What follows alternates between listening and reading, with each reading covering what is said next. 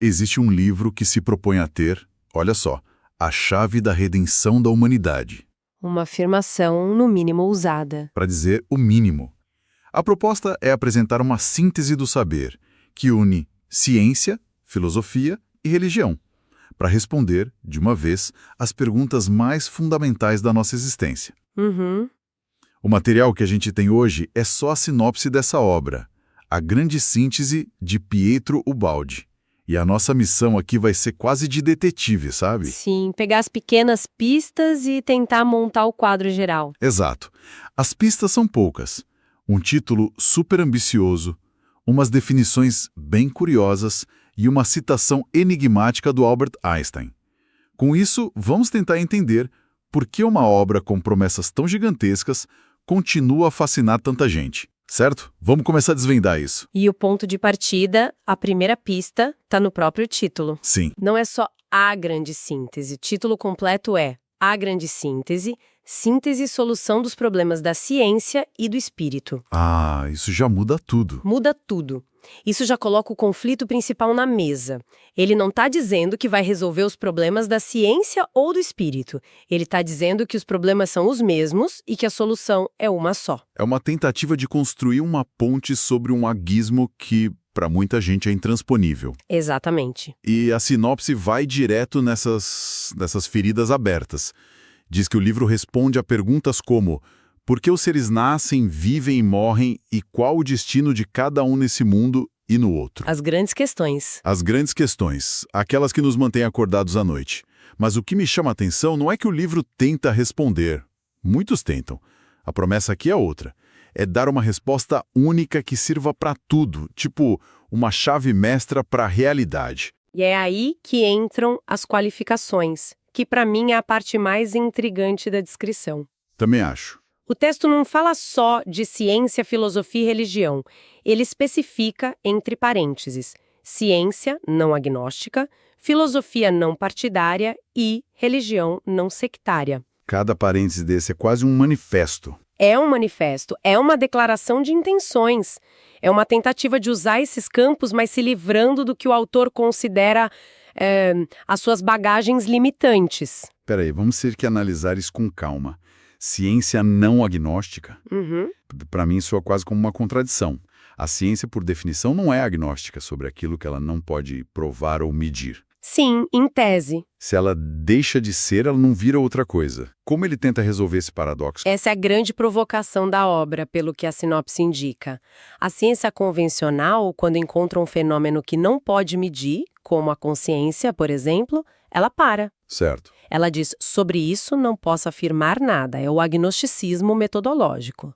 Uma ciência não agnóstica, como ele propõe, seria uma que olha para essa mesma fronteira e diz, a ausência de evidência não é evidência de ausência. Ah, entendi. É como um explorador entrando num quarto escuro.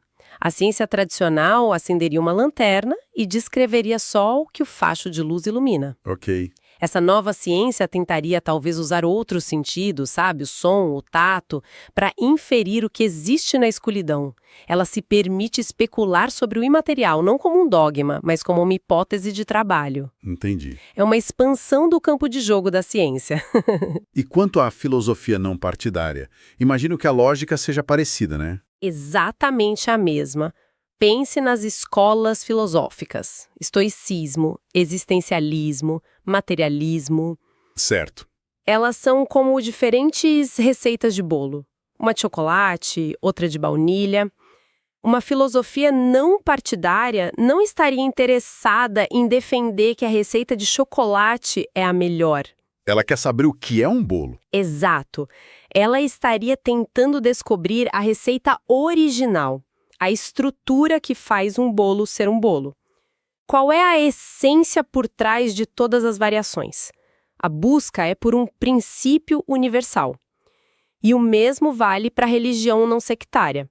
Não importa se é budismo, cristianismo, islamismo, a busca é pelo fio de ouro espiritual que, supostamente, conecta todas elas. Certo. Então, o método é esse. Pegar os 3 grandes pilares do conhecimento humano, remover os dogmas e fundi-los. E qual o objetivo disso tudo? O texto diz que o foco é a evolução da forma e da substância.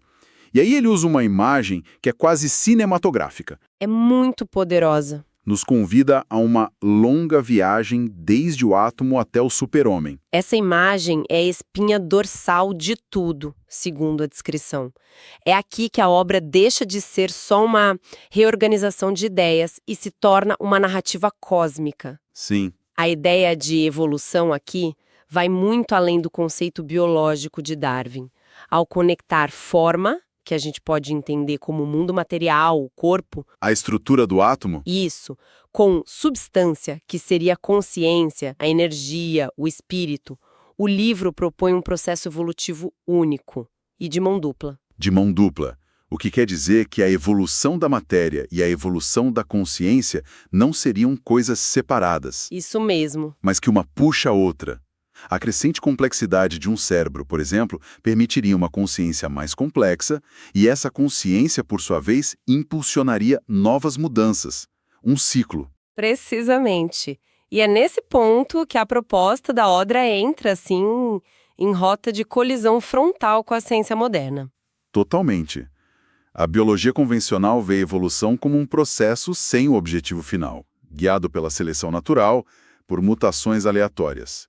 É como um rio que vai esculpindo um vale sem saber onde vai desaguar. Uhum. A proposta aqui, ao traçar uma linha reta do átomo ao super-homem, sugere uma evolução com propósito. Uma teleologia. Teleologia. Quer dizer, a ideia de que há um fim, um objetivo pré-determinado para o processo. Então, no fundo, a grande afirmação é que o universo não é um acidente, ele tem um plano. Exato. E essa viagem do átomo ao super-homem é o itinerário desse plano. Exato. Essa é a verdadeira audácia do livro, a tese mais radical dele. Não é só juntar ciência e espírito, é propor que todo o universo, desde a vibração de uma partícula, está programado com uma direção. Um propósito. Um propósito. Isso transforma a ciência de uma ferramenta que descreve como as coisas são, para uma que tenta revelar para onde elas estão indo. O debate filosófico que isso gera é gigantesco. Somos o resultado de um acaso ou passageiros de um trem com destino certo? Essa é a pergunta. E é exatamente quando a gente está prestes a, talvez, descartar tudo isso como uma especulação mística, fascinante, mas sem base, que a sinopse joga sua carta mais forte. A carta Einstein. Ela menciona que uma das mentes mais brilhantes do século XX, talvez a maior, leu e comentou a obra. Albert Einstein. Isso eu não esperava. Ninguém espera, é um trunfo e tanto na descrição. A citação atribuída a ele é muito específica e, ao mesmo tempo, muito cuidadosa. Einstein teria dito: "É admirável a força de sua linguagem e a vastidão dos assuntos ali tratados." Uhum. Para ser sincero, minha primeira reação a essa frase é de um certo ceticismo, sabe? Soa quase como um elogio diplomático. Sim, pode parecer. É o jeito elegante de dizer: seu projeto é ambicioso e você escreve bem, sem endossar uma única ideia. É como elogiar a arquitetura de um prédio sem dizer se ele é seguro para morar. Você concorda ou eu estou sendo cínico demais? Não, acho que sua leitura é o ponto de partida correto e necessário. É crucial notar o que Einstein não disse. Exato. Ele não disse, esta obra resolve os problemas da física ou suas teorias estão corretas. Isso seria um endosso científico, algo que um cientista do calibre dele, tão rigoroso, jamais faria sem provas. Certo. Portanto, sim, não é uma validação científica. Mas, se a gente parar por aí, a gente perde a parte mais interessante. Que seria? A pergunta a se fazer é: por que um homem como Einstein, tão ocupado com a relatividade geral, com a física quântica, se daria ao trabalho de ler e comentar uma obra como essa? Boa pergunta. A resposta talvez esteja no próprio Einstein. Ele passou a segunda metade da vida obcecado por uma teoria de campo unificado, uma equação de Deus que pudesse descrever todas as forças da natureza. A busca da vida dele, no final? Exato. E ele também era um homem profundamente filosófico, que refletia sobre o velho, como ele chamava Deus, e a ordem do universo.